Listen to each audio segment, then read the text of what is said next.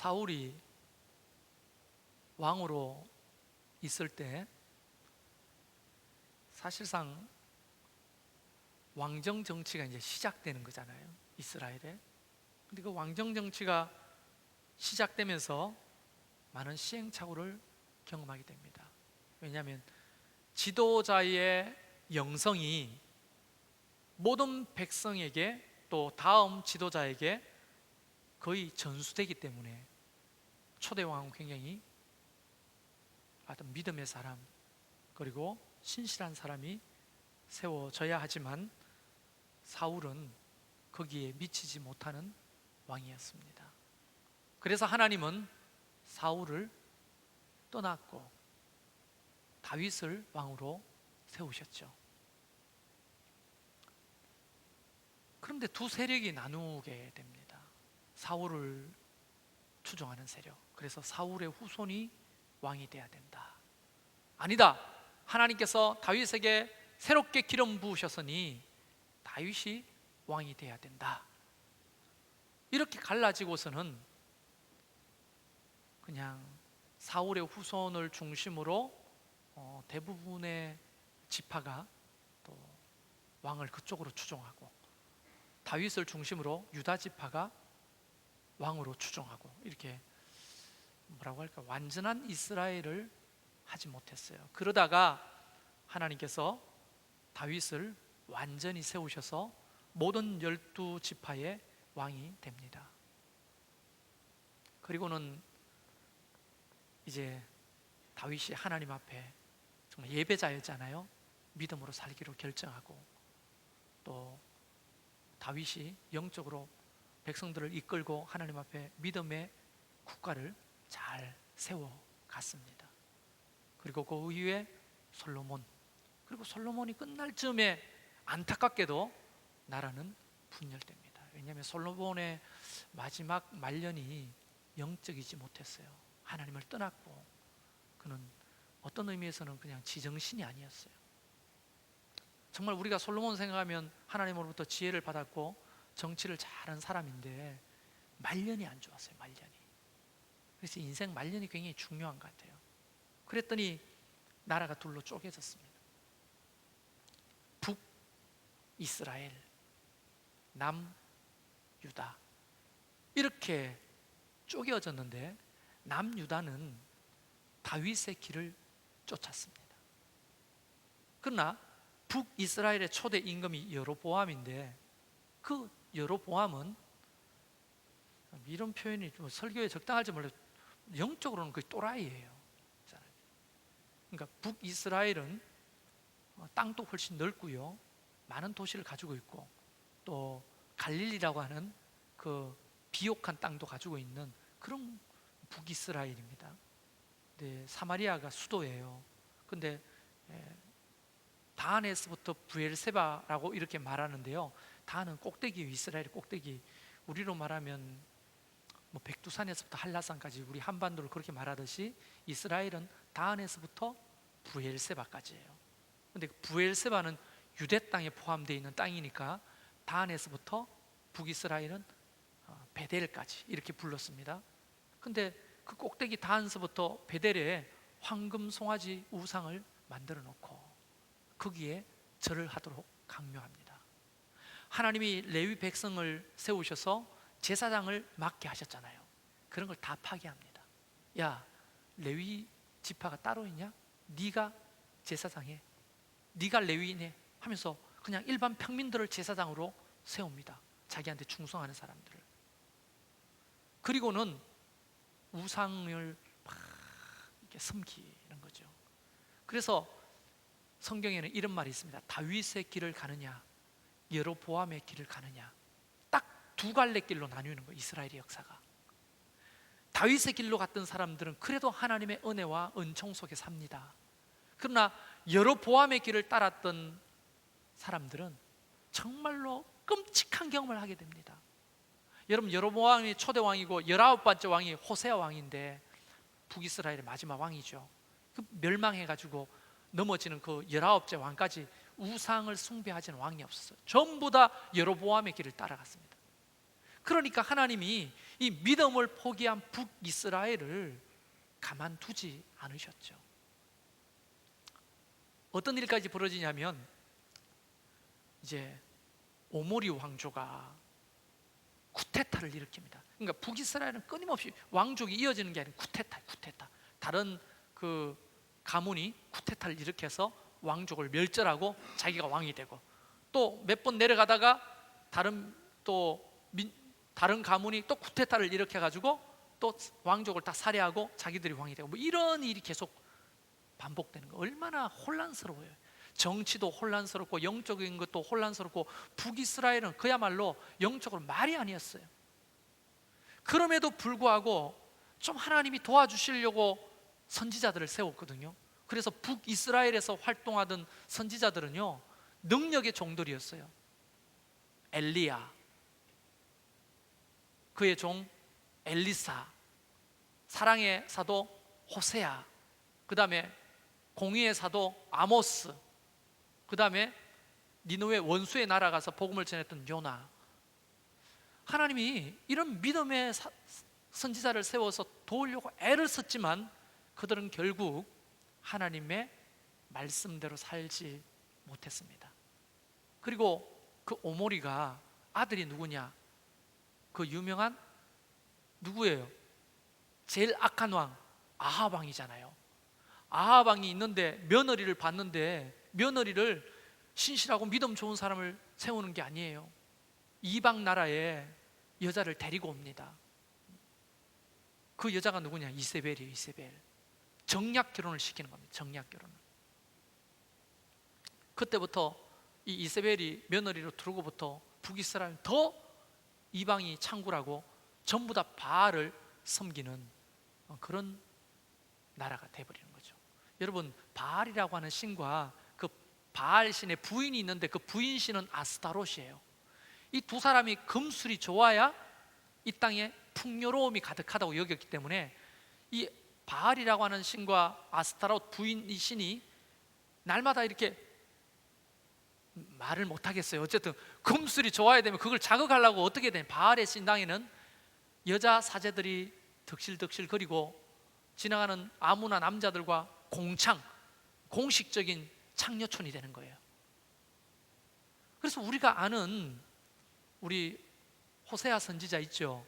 사랑의 사도 호세아가 부인이 누구예요? 고멜이죠. 고멜을 우리가 일반 창녀가 아니라 그 우상, 그 바알과 아스타롯 신전에서 공창으로 섬겼던 창녀로 많은 학자들이 보는 겁니다. 그럼에도 불구하고 이 북이스라엘은 하나님 앞에 돌아올 기미가 보이지 않습니다. 그러니까 하나님이 정신 차리라고 뭐 위에 이제 북이스라엘 바로 위에가 아람이라는 나라고 그 위에가 아수르라는 나라예요. 나중에는 아수르가 아람까지 잡아먹고 아수르가 북이스라엘까지 잡아먹잖아요. 근데 아람이 눈에 가시처럼 맨날 깐족거리는 거예요. 그런 자극을 주면서 이스라엘 백성들이 하나님 앞에 돌아오기를 하나님께서 계속 원하셨죠. 근데 아람이 그렇게 이제 자꾸 쳐들어오고 힘들게 하고 아프게 하고 사람을 잡아 죽이고 잡아가고 빼앗아가고 할 때마다, 전쟁이 붙을 때마다 하나님이 엘리야를 보내가지고 도왔어요. 그리고 엘리야가 성천한 이후에 엘리사가 이제 선지자가 됐잖아요. 이야기 듣고 계세요? 지금 엘리사가 선지자가 됐는데 아람 왕이 이제 전쟁을 하려고 매복해가지고 북이스라엘 치려고 할 때마다 허탕이에요. 허탕. 이게 무슨 일이냐? 신하가 그렇게 말합니다. 내통하는 자가 있다고. 우리의 군사적인 전략을 내통하는 자가 있다고. 그 누구냐? 물어봤더니 북이스라엘의 선지자 하나가 있는데 그 선지자가 엘리사라고 하는 선지자인데 그가 다 우리랑 내통하고 있는 것 같다고. 그래서 우리가 성공을 하지 못한다고. 그러니까 아람 왕이 그러면 엘리사가 어디 있는지 찾아봐라 했더니 엘리사가 사는 동네는 도단이라고 하는 성읍이거든요. 도단은 사마리아 성에서 얼마 떨어지지 않는 그런 작은 성입니다. 다시 말하면 진접 같은 거죠. 서울에서 얼마 떨어지지 않는 진접 같은 작은 동네인데 이 도단성에 엘리사가 살았습니다. 그래서 밤에 아람 군대를 보내가지고 그 도단성을 동그랗게 둘러싸고 매복을 하고 있는 거예요. 왜냐하면 엘리사가 계속 그런 것들을 이야기하니까 허탕을 치고 전쟁에 승리를 못하니까 엘리사만 잡아 죽이면 이제 북이스라엘을 잡아먹겠거든요. 그랬는데 아침이 됐습니다. 엘리사의 종 한 청년이 있었는데, 사완이라고 부르죠. 그때 구약에는 사완이 일어나가지고 어이 잘 잤다고 봤는데 그 손바닥만한 도단성 주변으로 아람 군대들이 메뚜기 떼처럼 빼곡하게 진을 치고 있는 겁니다. 그래서 그가 호들갑을 떨면서 달려 들어가서 주여 주여 죽겠나이다, 우리 어떻게 합니까? 라고 엘리사를 깨웠죠. 그때부터 이야기가 시작되는 게 오늘 열왕기상 6장의 이야기거든요. 여러분, 하나님이 그 죄악 속에서도 어떻게 하나님의 사람을 돕는지를 한번 보십시오. 그때 엘리사가 지금 왜 이렇게 호들갑이냐, 땅이 무너졌냐, 하늘이 무너졌냐 하고 나와봤더니 정말 아람 군대가 그 도단성을 쫙 이렇게 메워가지고 포위를 하고 있거든요. 그런데 아니 그 청년 사완이 볼 때 엘리사가 꿈쩍도 하지 않고, 쇼하는 것도 아니에요, 꿈쩍도 하지 않고 싹 한번 주변을 돌아보는 거예요. 그랬더니 사완이 더 호들갑을 떠면서 여기 보면 어떻게 합니까? 우리가 죽게 되었습니다. 난리가 났어요. 그때 엘리사가 대답하되 16절에 두려워하지 마라. 아니 그 상황에서 어떻게 두려워하지 않습니까? 그런데 이렇게 말합니다. 우리와 함께한 자가 그들과 함께한 자보다 많으니라. 여러분, 이 대목이 눈여겨 잘 보세요. 그냥 문학적으로라도 눈여겨 잘 보시라고요. 이 말이 무슨 말인지 잘 몰라요. 사람들 휙 지나가기 때문에. 잘 보세요. 우리와 함께하는 자지요. 그게 누구예요? 뒤에 나옵니다마는 불말과 불병거죠. 우리와 함께하는 천군 천사들이 있다는 겁니다. 그죠? 우리는 이거를 자꾸 아람 군대보다 더 불말과 불수레가 많다고 생각하잖아요. 그게 아니고 뒤에 뭐라고 써 있습니까? 그들과 함께한 자들보다 많다고 했잖아요. 아람 군대를 말하는 게 아니고 그들과 함께하는 자가 누구예요? 자, 우리 편이라 합시다. 우리 편과 함께하는 자는 하나님 보내신 천군 천사죠. 그들만 아니고 그들과 함께하는 자가 누구겠어요? 지금 영적으로 보는 거잖아요. 지금 엘리사가 눈을 열어 영적으로 청년의 눈에는 보이지 않는 불말과 불병거를 보잖아요. 지금 육신의 눈으로는 안 보이잖아요. 또 그 영적인 눈을 들어 아람 군대를 봤더니 아람 군대와 함께하는 자들도 있는 거죠. 아람 군대를 본 게 아니고 아람 군대와 함께하는 자를 봤다고요. 그 함께하는 자가 뭡니까? 사단과 마귀들이죠. 이 전쟁은 근본부터 이 나라부터, 나라의 어떤 정치적인 영적인 것부터 영적인 전쟁인 거예요. 영적인 전쟁.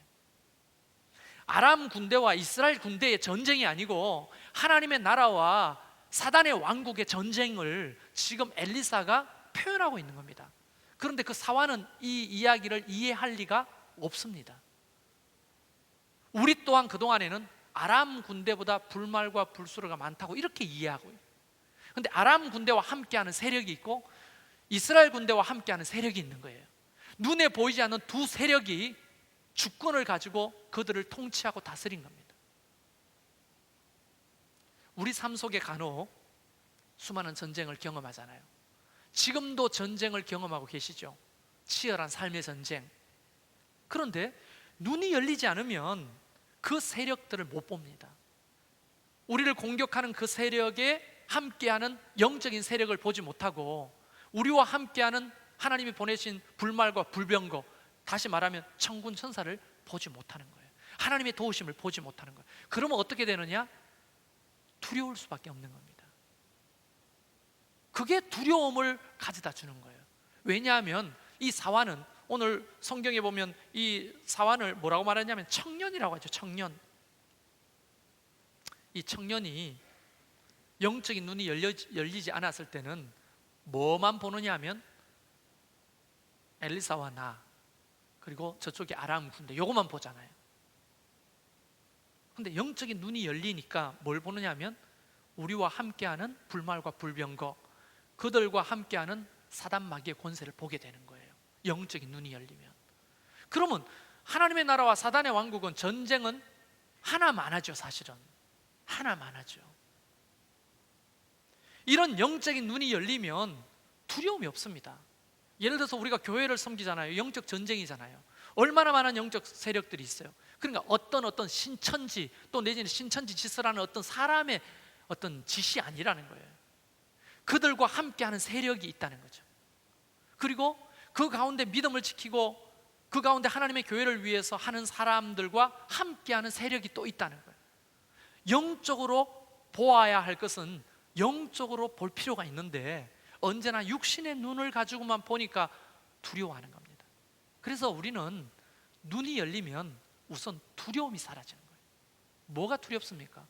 물론 교회가 내가 좀 심하게 표현하죠. 그러나 여러분, 공동오후의 자료를 준비하면서 지난해하고 올해하고 없는 사람, 떠난 사람들 해보니까 96명이 떠났습니다. 애들 빼고.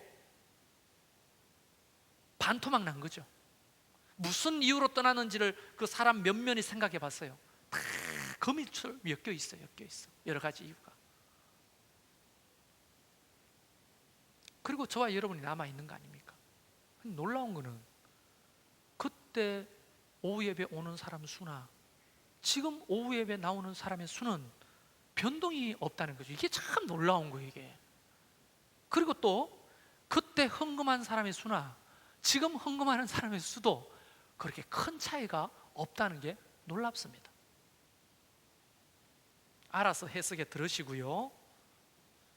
어쨌든 이 영적 세력이 각각 그들의 뒤에 뒷받침하고 있다는 것을 우리가 이해할 필요가 있는 거예요. 이게 교회뿐 아니라 여러분의 개인도 마찬가지입니다. 왜 제가 이런 얘기를 하냐면 시편 91편 11절에 보면 하나님이 이렇게 말씀하십니다. 그가 너를 위하여 그의 천사들을 명령하사 내 모든 길에서 너를 지키게 하심이라. 아멘을 안 하시네요. 지키든지 말든지 이겁니까? 분명히 여기 보면 천사들을 명령하사 너의 모든 길에서 너를 지키게 하시리라. 근데 너라고 하는 그 너는 누구냐? 시편 34편의 7절에 여호와의 사자가 주를 경외하는 자들을 둘러라고 되어 있습니다. 주를 경외하는 자들에게는 하나님이 보내시는 천군 천사, 더 강력하게 말하면 오늘 엘리사가 본 불말과 불병거가 진치고 있다는 거예요. 그러나 하나님을 경외하지 않는 자들은 그런 약속이 사실은 없습니다. 미안하지만. 그래서 사실 이 영적인 전쟁 가운데 영적인 눈이 열려가지고 그것을 본다는 것은 어마어마한 일이거든요. 그래서 요즘은 그렇게 기도하는 분이 별로 없는데 옛날에 우리 장로님들 여기 대표 기도 할 때 보면 하나님 영안을 열어 주시옵소서, 이 기도를 너무 많이 했어요. 영안을 열어달라고. 영안이 뭐예요? 영안이 육신의 눈이 아니라 영적인 눈이 열리면 나와 함께하는 천군 천사를 보고, 그건 나를 보내신 하나님까지 바라보고 우리를 지키시고 보호하시는 불말과 불병거를 보는 거예요. 그런데 그 사환의 눈에는 눈이 안 열리니까 안 보이는 거예요. 그러니까 두려움에 떠는 거 아닙니까? 여러분, 우리 삶에 일어나는 많은 일들을 한번 돌아보십시오. 두렵죠. 내 계획대로 뜻대로 안 되고 미래가 불안하니까 두렵잖아요. 이제 우리 아들내미도 고등학교를 가야 되고 우리 딸내미도 대학에 이제 지나가야 될 때가 됐고, 그러면 부모로서 자녀에 대한 두려움이 생깁니다. 제 인생이 어떻게 될까 싶고, 그렇죠? 답답하고 깝깝하고. 그런데 오늘 이 말씀이 저 개인적으로도 위로가 되는 것은 영적인 눈이 안 열린 상태로 우리 아이들을 보면 제가 뭘 하겠나, 저런 고등학교를 가가지고 뭐 공부를 하겠나, 저런 학교 되겠나, 밥벌이는 하겠나? 뭐 온만 그 이루어지지 않은 일을 땡겨가지고 막 기정사실처럼 여기는 거. 내 머릿속에 신천지가 있는 것 같아요. 왜? 내 머릿속에서 속여. 네 아들은 망할 거야. 잘해봤자 닭 튀길걸? 뭐 오토바이 타고 배달할 거야.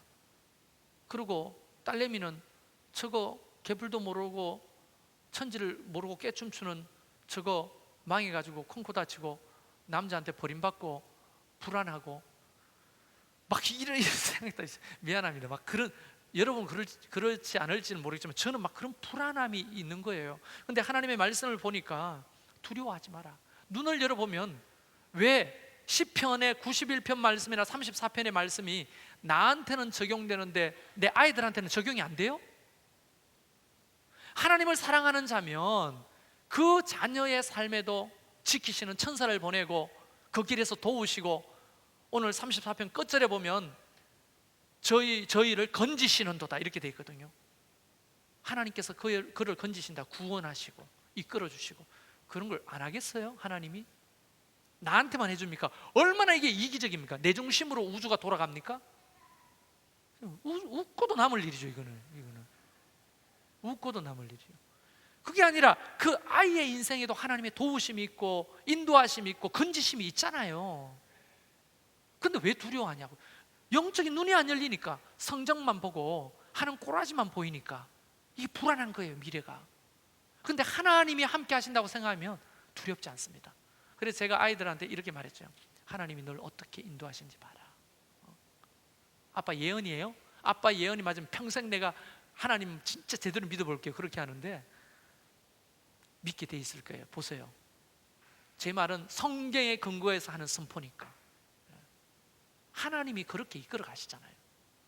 그러면 이 모든 것이 가정의 자녀들뿐 아니라 모든 부분에 적용되는 거 아닙니까? 여러분의 직장, 결혼, 연애, 아니면 사업, 모든 부분에 다 하나님의 어떤 도우심과 건지심, 인도하심이 있다고 봐야죠. 그러면 두려움이 사라지는 거예요. 그러니까 우리는 뭘 하지 말아야 되냐면, 되지도 않은 미래의 일을 가지고 와가지고 왜 된 것처럼 고민하고 걱정하고 두려워하냐고요. 누가 그러더라고요. 척 보면 모르냐고. 안 될 거 척 보면 모르냐고. 옛말에 안 될 거는 떡잎부터 알아채잖아요.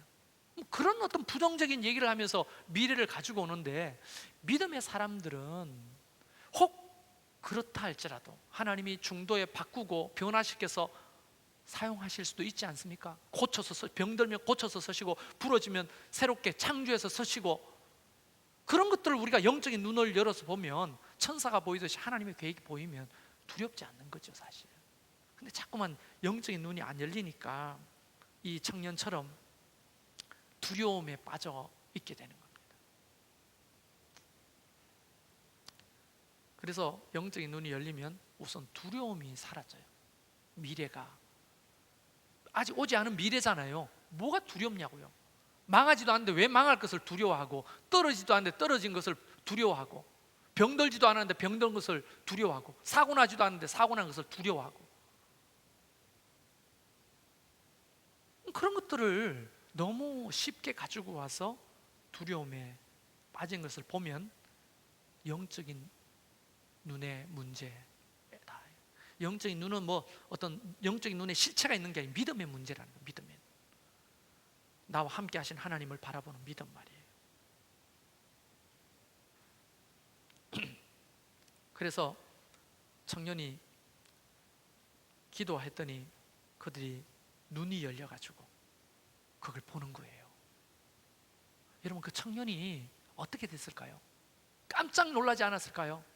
그 불말과 불수레가 조금 전까지만 해도 보이지 않았는데 엘리사가 하나님 앞에 기도했더니 그의 눈이 열려서 그것을 보게 되는 거예요. 갑자기 막 요동치던 두려움이 사라지고, 야, 저 정도 불말과 불병거면 100번 다 이기겠다, 이런 담대함이 생기면서 사람이 용기가 생기죠. 나는 그 청년의 이야기가 더 이상 없습니다만은 성경에 상상해 봅니다. 그의 믿음은 한 번 더 성장하게 되는 거죠. 뭐라고 할까요? 이게 도약하겠다고요. 신앙이 도약하게 되는 거예요. 한 번 눈이 열리고 도약하면 나중에 또 다른 차원의 눈이 열리면 또 도약하고. 근데 신앙은 어떻게 성장하냐면 그래프가 이렇게 성장하는 게 아니에요. 그냥 성장하지 않는 것처럼 하다가 어떤 순간에 하나님의 어떤 일들을 통해서 눈이 열리면 이렇게 성장했다가 또 성장하지 않고 쭉 지루하게 가다가 또 어떤 사건을 통해 또 성장하고, 이렇게 계단식으로 성장하는 것을 많이 보거든요. 그래서 그 지루하게 이끌어갈 때 시험들 가능성이 많거든요. 그걸 견디는 게 중요한 거예요. 믿음으로 견디는 게 중요해요. 그거를. 근데 그렇게 지루하게 끌어가는 그 순간에 우리가 실족하고 포기하고 절망하고 낭망해버리면 다음 이렇게 도약하는 믿음을 얻기가 상당히 힘들어지는 겁니다. 그런 관점에서 오늘 저와 여러분은 여러분 자신의 인생을 한번 돌아보시라고요. 두려워요? 뭐가 내가 감당할 수 없는, 내 힘과 능력으로는 어떻게 할 수 없는 그런 상황이 나를 진치고 있습니까? 영적인 눈이 열리면, 그 영적인 눈이 열리려면 어떻게 해야 돼요? 기도하면 영적인 눈이 열리고 나와 함께하는 하나님의 불말과 불병을 보게 되잖아요. 그럼 담대함이 우리 중심에 딱 자리 잡으면 흔들리지 않는 거예요. 흔들리지. 여러분, 우리가 보잖아요. 바람에 나는 겨와 같이. 믿음이 없는 자는 바람에 나는 겨와 같다고 했잖아요. 구하고도 받기에 대해서 확신하지 않고 의심하는 자는 바람에 나는 겨와 같다고. 의심하면 바람에 나는 겨와 같다. 우리가 보잖아요. 다 그런 건 아니겠지만 우리 주변에 많은 사람들이 바람에 나는 겨와 같이 막 이리 날리고 저리 날려다가 결국은 그냥 실족하고 떨어져 나가고. 너무 안타깝잖아요. 견뎌야 되는데, 말씀을 붙들고 그 바람에도 견뎌야 되는데 그걸 견디지 못하고 날아가 버리니 너무 안타까운 거예요. 오늘 전도사님이 기도했습니다만 수많은 오해와 어려움으로 하나님을 떠났던 사람들이 얼마든지 하나님의 교회로 돌아오기를 저는 바랍니다. 그러면서 우리가 성장해 가는 거죠. 할렐루야. 이제 목장을 새롭게 열고 새롭게 시작할 거고, 또 우리 청년부도 비록 많은 청년들이 결혼하고 가정을 이루고 남아있는 청년들이 별로 없지만 우리가 영적인 눈을 들어서 하나님이 행하신 일들을 좀 바라볼 필요가 있습니다. 영적인 눈이 안 열리면 이렇게 해서 되겠나? 끝난 거 아닌가? 포기하고 그냥 다 두려움에 빠지고 한 사람 한 사람에서 거기서 떨어져 나가겠지만 남아있는 자들을 통해 하나님은 또 세우시는 거예요. 그래서 성경에는 남은 자 사상이 굉장히 중요합니다. 끝까지 견디는 자 구원을 이루리라. 여러분, 신천지에서 늘 말하는 14만 4천 명의 숫자, 어떤 정말 14만 4천 명의 액면 그대로의 숫자는 아니지만 그 남아있는 자를 말하는 거예요. 끝까지 견디고 불시험을 통과해서 믿음으로 남아있는 자, 그걸 요한계시록은 상징적으로 14만 4천 명이라고 하는데, 거기에 포함되려면 남의 교회를 넘어뜨리고 산옮기기하고 이런다고 되는 게 아니고요. 하나님의 말씀을 붙들고 예수 그리스도를 믿고 살아가는 그 믿음으로 내 삶 속에 적용을 하는 사람이에요. 아니, 신앙이 아무짝에도 쓸모없어. 정말로 믿음이라는 게 아무짝에도 쓸모없어요. 그래서 믿음이라고 하는 것은 이런 나를 진치고 둘러싸인 원수를 만났을 때 진짜 믿음이 드러나는 겁니다. 그때 믿음이 성장하는 거예요. 불시험 속에서 연단되면서 성장해 가는 거죠. 평안할 때는 성장이 없습니다. 그러니까 우리 삶 속에 개인적으로 무슨 문제가 있는지 모르겠어요. 여러분의 삶에 돈 문제가 있을 수도 있고, 인간관계 문제, 직장 문제, 진로의 문제, 여러 가지 가정의 문제, 자녀의 문제, 부부의 문제, 여러 가지 문제가 있겠지만 그런 어려움과 환난 속에서 믿음이 안 통한단 말이에요, 전혀. 그래서 우리는, 그게 웃기는 이야기처럼 들리지만 기도해야 되는 거예요. 지금 엘리사가 기도하더니 눈이 열리잖아요. 그래서 기도가 필요한 거예요. 약 먹듯이 기도하라는 말이 그거인 거죠. 내가 믿음이 안 통하니까 하나님 믿음이 통하도록 내 믿음을 붙들어 달라고 그렇게 기도하는 거죠. 그러면 침륜에 빠지지 않고 뒤로 물러가는 자가 아니고 그곳에서 견디는 자가, 한 발 앞으로 다가서지는 못해도 그 자리에서 견디다 보면 하나님이 우리의 눈을 열어주시고 그걸 보는 순간에 우리의 믿음이 아주 우리가 상상할 수 없는 수준으로 도약하고 성장하게 되는 거예요. 그런 도약을 여러 번 경험하게 되면 이제 어지간한 시험과 어려우면 내 믿음을 손상시킬 수가 없게 되는 겁니다. 어지간한 시험은. 그래서 그런 시험이 오더라도 옛날에는 바람이 나는 겨우같이 이리 날리고 저리 날리다가도 이런 시험을 통해서 도약하고 믿음이 또 성장하고 이렇게 되면 어지간한 그런 경우에 안 흔들리게 되는 거예요. 그냥 아하, 기도할 때구나 이렇게 생각하고 기도하고, 아, 말씀 앞에 설 때구나 하고 말씀 앞에 쓰게 되고 그렇게 되는 거죠. 그런데 한번 주변에, 여러분 자신과 주변에 돌아보세요. 어떤 사람이 실족하고 시험 들고 넘어지고 떠나는지. 저는 우리 교회에서 일어나는 수많은 일들 안에서 눈이 열려서 하나님의 불말과 불병거를 볼 수 있기를 주의 이름으로 축원합니다. 여러분의 삶 속에 여러분을 애워싸고 있는 수만 가지들 문제들, 어려움들, 그곳에 하나님이 함께 하시는 것이 눈이 열려서 보여지기를 주의 이름으로 축원합니다. 그런 믿음을 견디면 참 이런 이야기를 하죠. 바보 같다, 미련하다, 그게 되겠냐? 여러분, 그게 만약에 안 됐으면 교회가 어떻게 2000년 동안 존재합니까? 아직도 예수 믿는 사람이 수십억이 남아있는 이유가 그것을 증거하는 거 아닙니까? 오늘도 성령은 살아있고 살아서 역사하시고 우리와 함께 하시고 우리를 통해서 천사를 명령하셔 보내셔서 우리의 길에서 우리를 지키시고 건지시고, 그런 역사가 만약 거짓말이라면 교회 망하죠. 식당처럼 맛없는 식당 망할 거 아닙니까? 안 되는 장사는 망할 거 아닙니까? 그럼 교회도 망했어야죠. 근데 교회는 망하지 않습니다. 여러분, 중동에서 지금 불고 있는 부흥의 바람 들어보셨습니까?